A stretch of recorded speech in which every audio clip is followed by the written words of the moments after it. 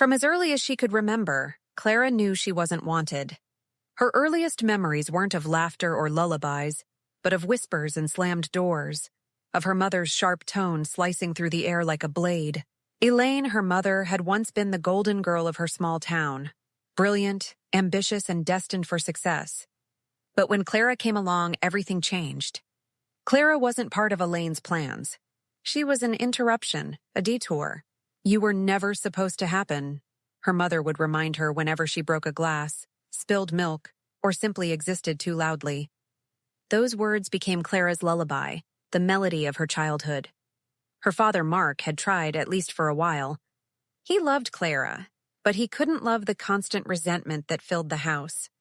When she was 5, he packed his bags after another fight and walked out, his face heavy with guilt, but his heart lighter without Elaine's bitterness.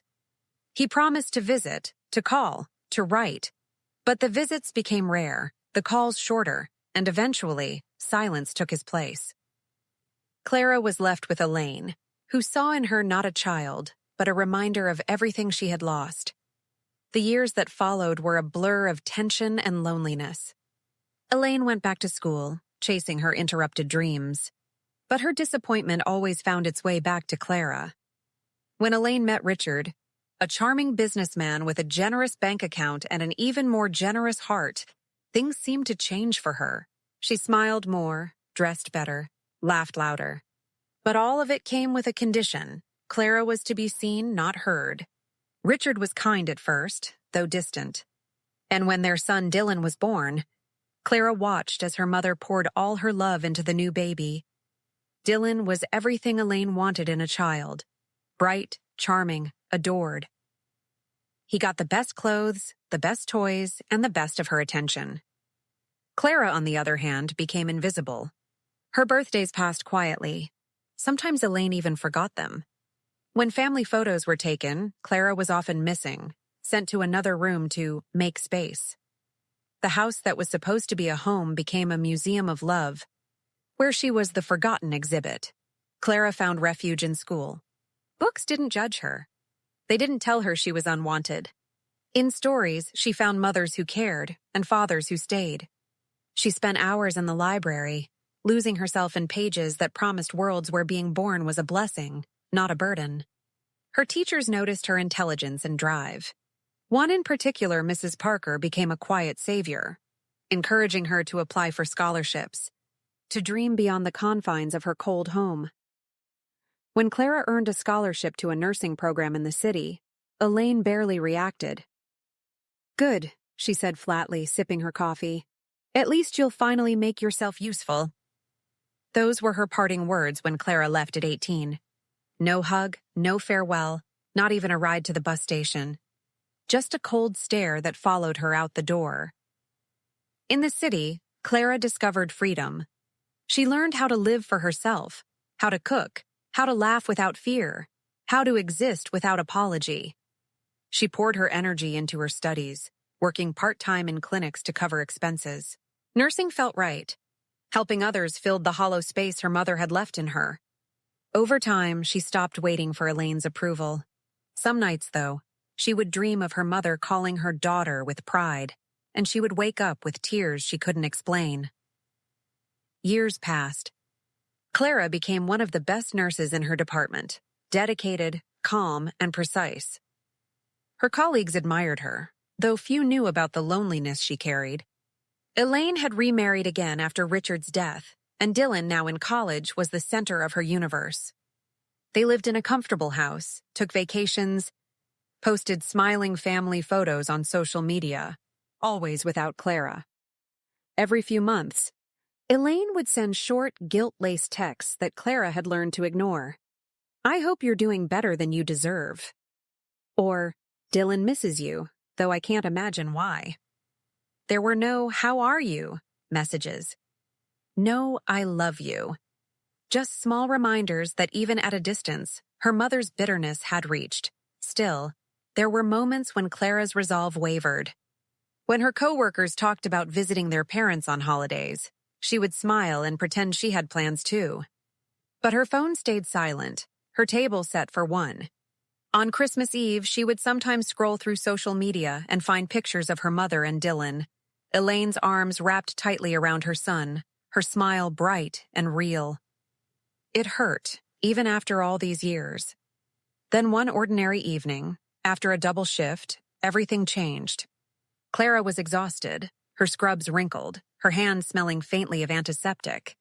She sat in the break room sipping cold coffee when her phone buzzed. The screen lit up with a name she hadn't seen in years, Mom. Her heart clenched. For a moment, she thought it was a mistake, that maybe her phone had glitched. But the name stayed there, glowing like a ghost from her past. She hesitated before answering. Part of her wanted to reject the call, to keep the fragile peace she had built. But curiosity, or maybe that old wounded hope, won.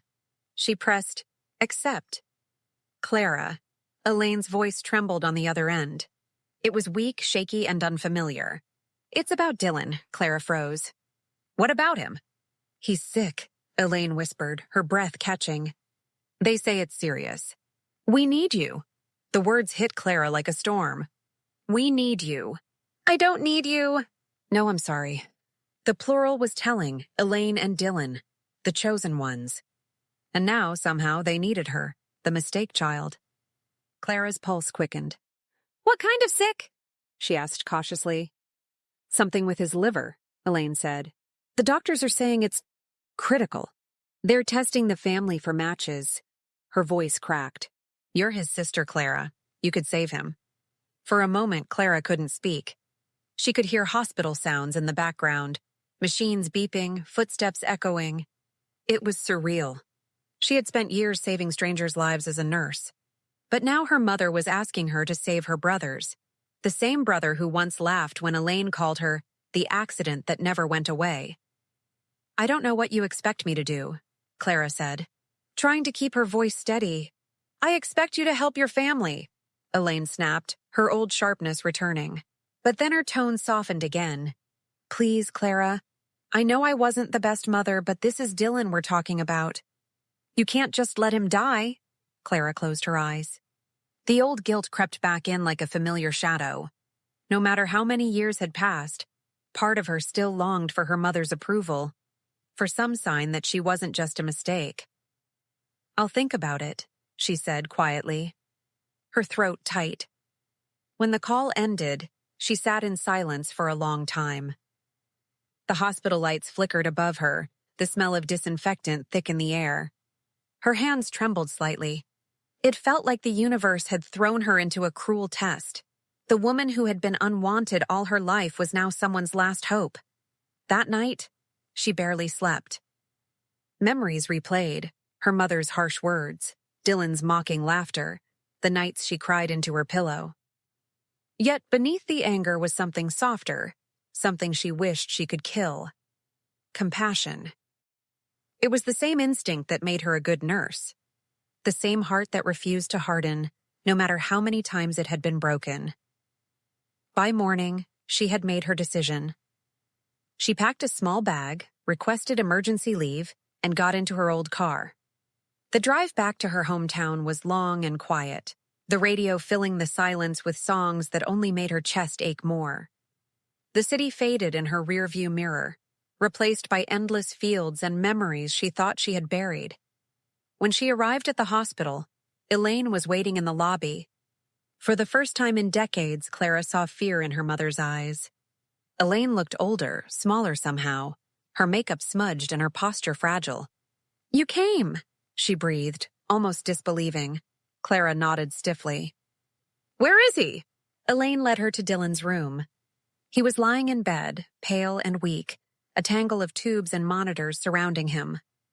When his eyes met hers, something flickered there. Surprise, maybe even shame. But he said nothing. Clara stood there for a long moment, her emotions tangled. Then she turned to Elaine. I'll get tested, she said quietly. For him. Elaine's eyes filled with tears of relief. Thank you, Clara, she whispered. You're doing the right thing. But as Clara watched her mother hug Dylan, whispering soft reassurances, a cold realization settled in her heart.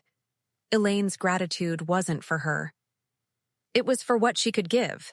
And for the first time, Clara wondered if helping her family might cost her more than she was willing to lose. The hospital smelled of antiseptic and fear.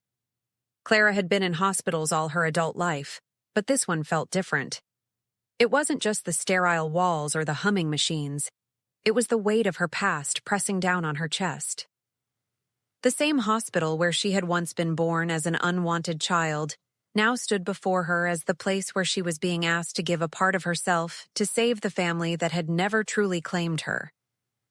Elaine walked beside her, pretending not to notice the cold distance between them. Her heels clicked on the tile floor with the same rhythm as the impatient sighs Clara had heard her make for years whenever Clara had tried to speak. Only now, those sighs were replaced with forced tenderness.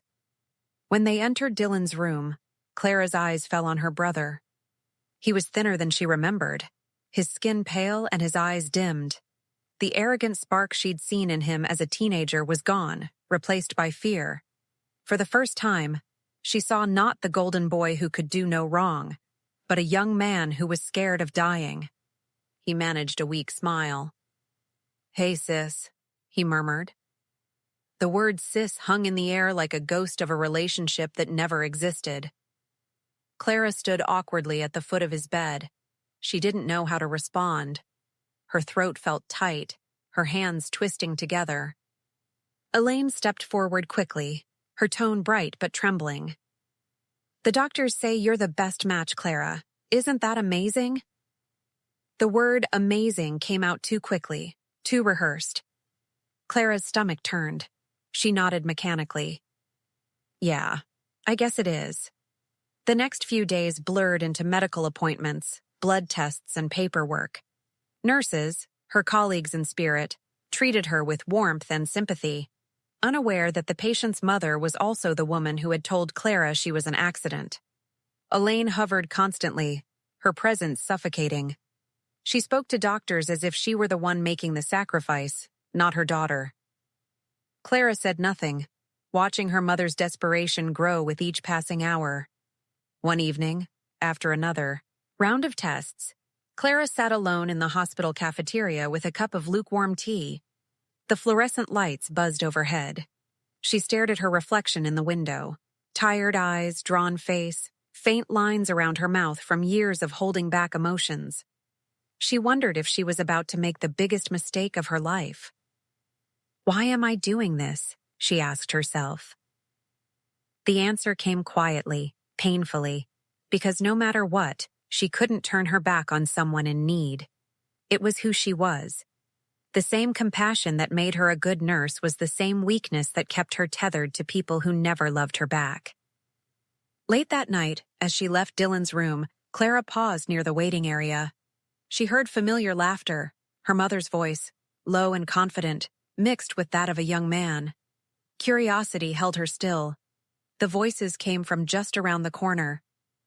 "I told you she'd do it," Elaine was saying, her tone cold and calculating. "Clara's desperate for approval. She always has been. All I had to do was sound pitiful, and she came running." The young man, whom Clara recognized as Dylan's college friend Aaron, replied softly, "Don't you think you're being a bit harsh? She's saving his life." Elaine scoffed. "Please. She's doing what she should have done years ago. Make herself useful. Once this is done, I'll make sure she disappears again. Dylan doesn't need her ruining things. She'll just get in the way." Clara froze. Her heart pounded in her chest, and for a moment, the world tilted. The fluorescent lights above her seemed to flicker, as if even the building recoiled from the words. She pressed a hand to her mouth to stifle the gasp that rose from her throat. Her own mother, her mother, had reduced her to nothing more than a tool. The gratitude, the softness, it had all been another performance. She stepped back slowly, her shoes whispering against the floor, and turned away before they could see her. The hallway stretched before her like a tunnel of memories, the cold dinners, the slammed doors, the years of being invisible. All those times she'd told herself she might have misunderstood her mother's cruelty came crashing down in one undeniable truth. She hadn't misunderstood anything. Elaine was exactly who she had always been. That night, Clara couldn't sleep. She sat by the window of her small hotel room overlooking the hospital, watching the lights in the windows blink on and off. Somewhere in there, her brother lay fighting for his life, and she, his so-called savior, was breaking apart inside. Her mind replayed her mother's words again and again until they blurred into one continuous echo. She's desperate for love. She wanted to leave. She wanted to pack her things, get in her car, and drive away from this town forever. But when she closed her eyes, she saw Dylan's frail face. He wasn't cruel like Elaine, not anymore. He was scared, and in some strange way that fear reminded her of herself as a child, begging silently for someone to care. Could she punish him for Elaine's sins? Could she live with the knowledge that she might have saved a life and chose not to? The next morning, Elaine greeted her with artificial warmth. "Good news," she said, clutching her coffee cup. "The surgery's been scheduled for next week. The doctors say your liver function is excellent." Her voice carried forced enthusiasm, as if she'd won a prize. Clara simply nodded. She had no energy to respond. Over the following days, she moved like a ghost through the hospital. She did the required checkups, filled out consent forms, and endured the invasive pre-op procedures. The staff were kind, assuming that mother and daughter were sharing a touching reconciliation. They couldn't see the truth, the hollow distance between them, the way Clara flinched whenever Elaine touched her shoulder.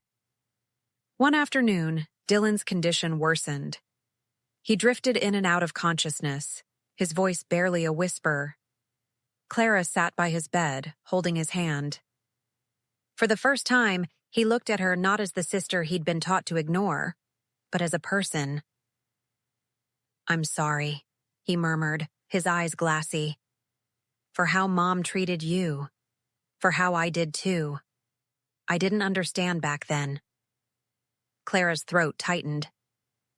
"You don't need to apologize," she said softly. "Just focus on getting better." Tears welled in his eyes. "You don't have to do this. I know she guilted you." Clara managed a faint smile. "I'm not doing this for her. I'm doing this because it's right." Those words felt like both truth and a wound.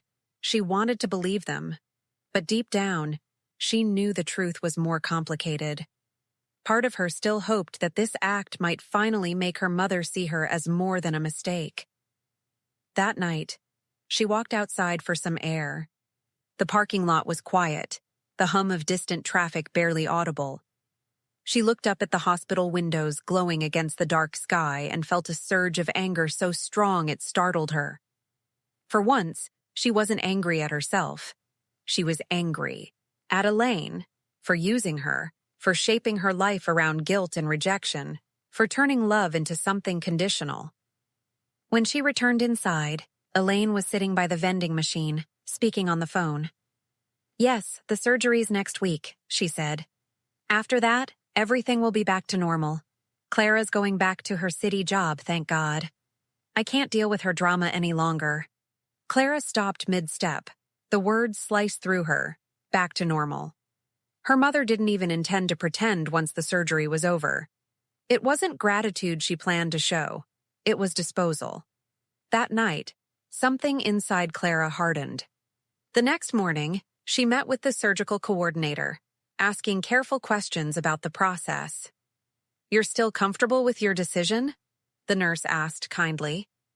"You can back out any time before the procedure. There's no pressure." Clara hesitated, her mind swirling. She pictured Dylan's weak smile, his whispered apology, his hand gripping hers. Then she pictured Elaine's smirk, her voice dripping with manipulation. It was a cruel dilemma. Save the brother she barely knew and bind herself forever to the mother who despised her, or walk away and carry the guilt for the rest of her life. When she left the office, she found Elaine waiting in the hallway. "So?" her mother asked, her voice eager. "All set?" Clara looked at her carefully. "Yes," she said slowly. "All set." but her tone carried something Elaine didn't catch, a quiet, growing defiance. That night, Clara went to Dylan's room one last time. He was asleep, his breathing shallow but steady. She sat beside him, tears sliding silently down her cheeks. "You deserve a chance," she whispered. "But I deserve peace." She stood, took one last look at her brother, and walked out of the hospital. The air outside was cold, biting against her skin, but it felt clean, real. She didn't know what she would do next, but she knew one thing for certain. She would no longer bleed for people who called her a mistake. As she drove away, her phone buzzed with messages from her mother, then calls, then voicemails. Clara didn't answer. Her hands shook on the steering wheel, but her heart felt lighter than it had in years. She whispered to herself, "I am done being their solution." And for the first time, the word done didn't mean broken. It meant free. The morning of the surgery arrived cloaked in a heavy silence that seemed to press against the hospital walls. The sky outside was a dull gray, the kind that promised rain but never delivered, and the sterile corridors felt even colder than usual.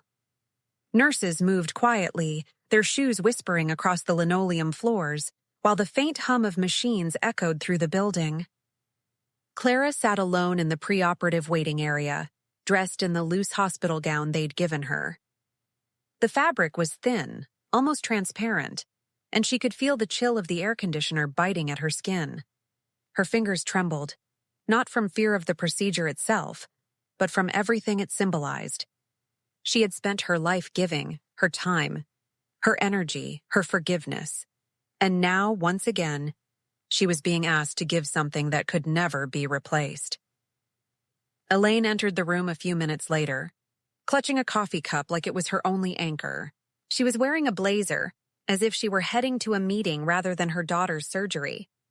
Her eyes were puffy from lack of sleep, but there was still that familiar sharpness behind them, that hunger for control. "They said they'll take you in soon," she said, her voice carefully steady. "After it's done, you'll stay a few days for recovery, and then you can go back to your life." She didn't say thank you. She didn't say I love you.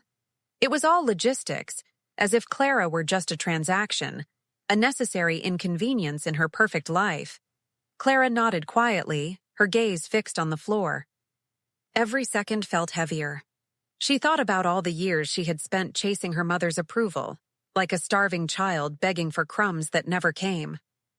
And now, sitting here, ready to give part of herself away, she realized how deeply that hunger had shaped her. But hunger could turn into strength, too. You could starve long enough to learn how to feed yourself. When the nurse came to check on her, Clara excused herself for a moment and walked down the corridor. She needed air, something that wasn't recycled through vents and filtered through pain. She found herself standing outside Dylan's room. The door was half open, and she could see him lying in bed, pale but peaceful, asleep under the dim glow of the overhead light.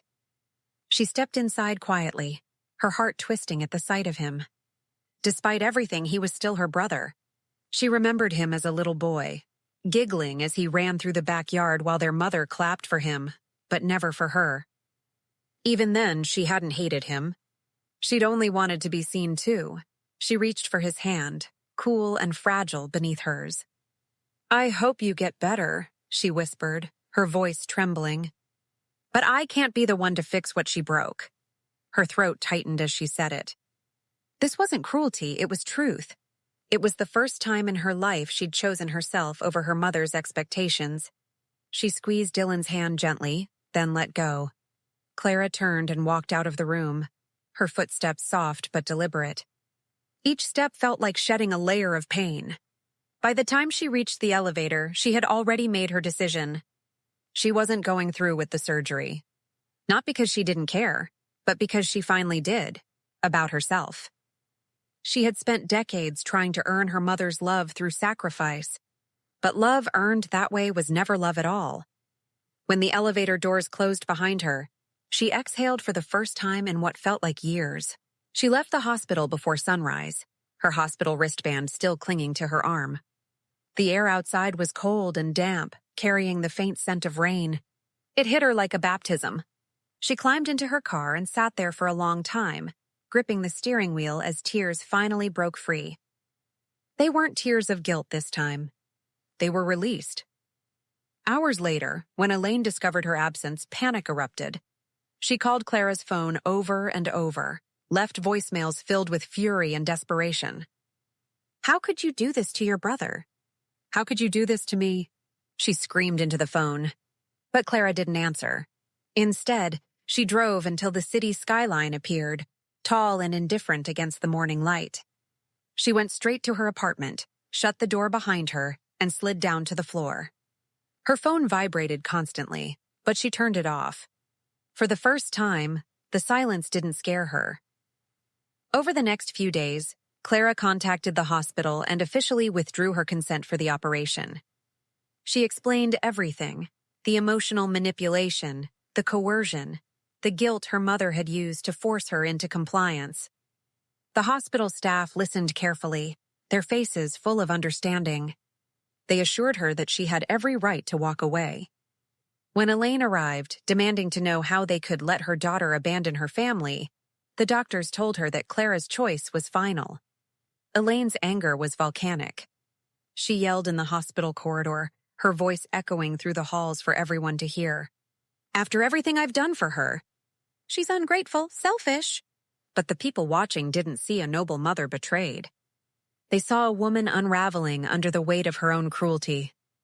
Word spread quickly through the small town about the daughter who had been mistreated for years, about the mother who had used her until she finally broke free. Elaine's reputation, once polished and pristine, began to crumble. Friends stopped calling. Neighbors avoided her in the grocery store. The whispers were relentless. She drove her own daughter away. Meanwhile, Dylan's condition worsened before it improved. He was moved to a national transplant list, and after months of waiting, he finally received a liver from an anonymous donor. The surgery was long and difficult, but he survived. When he woke up, Elaine was sitting by his bedside, hollow-eyed and silent. He looked at her and said softly, "You ruined her." Elaine didn't respond. She just stared out the window, her reflection ghost-like in the glass. Clara, far away in the city, tried to rebuild her life. At first it was hard. The guilt crept in at night like a whisper. But every morning, she reminded herself that saving someone else could never come at the cost of destroying herself. She returned to work at the hospital, though now she saw her patients differently. Each story of pain and recovery mirrored her own. And one evening, when a teenage girl confessed to her how worthless she felt because of her mother's constant criticism, Clara sat with her and said gently, "You are not what they say you are. You get to decide who you become." Those words stayed with her long after the girl had gone home. That night she began writing. At first it was just a few lines in a notebook, a way to pour out everything she had held inside for so long. But soon the words took shape. The pages filled with memories, the nights she cried herself to sleep, the day her father left, the years of silent endurance, and finally, the moment she chose herself. She titled the manuscript "The Mistake That Lived." Months later, the book was published. It wasn't meant to be a success. It was meant to be closure. But readers connected with it. Letters and emails poured in from people who saw themselves in her story, people who had been told they were mistakes, who had been unloved, unseen, and yet survived. Clara's story became a mirror for thousands of others who needed to know that healing didn't come from forgiveness alone. It came from freedom. One afternoon, as the sun dipped low over the city skyline, Clara received an envelope in her mailbox. The handwriting was shaky but familiar. Her chest tightened as she opened it. "Clara, I read your book. I see now what I did. I'm sorry, though I don't deserve forgiveness." "Mom." Clara read the words several times. She could almost hear her mother's voice behind them. Fragile, uncertain, maybe even sincere. But it was too late. Sorry, couldn't rebuild a childhood, couldn't erase years of cruelty, couldn't make her the mother she should have been. Still, Clara didn't feel anger anymore. Only a quiet acceptance. Some wounds didn't need to be reopened to prove they had healed. That evening, she sat by her fireplace. The letter lay in her lap for a long time as she watched the flames flicker and dance. Then, with a deep breath, she fed the paper to the fire. It caught quickly, curling and blackening before disintegrating into ash. The flames licked upward, devouring every word until there was nothing left but heat and light. Clara whispered into the crackling fire, "You said I was a mistake, but I became my own miracle." The words felt like a promise, to herself, to the little girl she once was, and to anyone who had ever been told they didn't matter. When the fire died down, Clara stood, wrapped a blanket around her shoulders, and looked out her window. The city lights shimmered below, alive and endless. Somewhere out there, other people like her were beginning to believe that survival was not just endurance. It was transformation. She smiled softly. In the end, Clara didn't need revenge in the way her mother would have understood it. Her revenge was her peace, her success, her refusal to break. She had given her heart to the world and taken nothing but pain in return. Yet she had learned how to rebuild from the ashes. Her story wasn't one of loss anymore. It was one of reclamation. And as the night deepened and stars filled the sky, Clara felt something she had never felt before: complete, unwavering freedom.